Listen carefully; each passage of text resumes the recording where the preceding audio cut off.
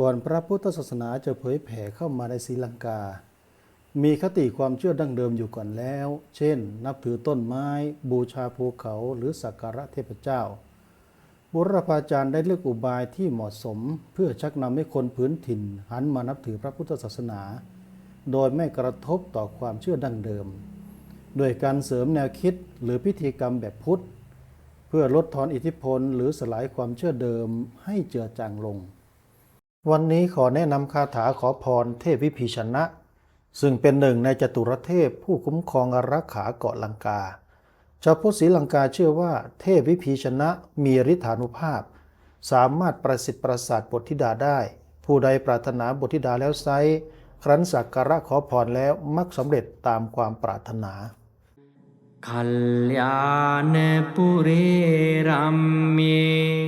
ตุรังกวาหโนบาลีวิบิสโน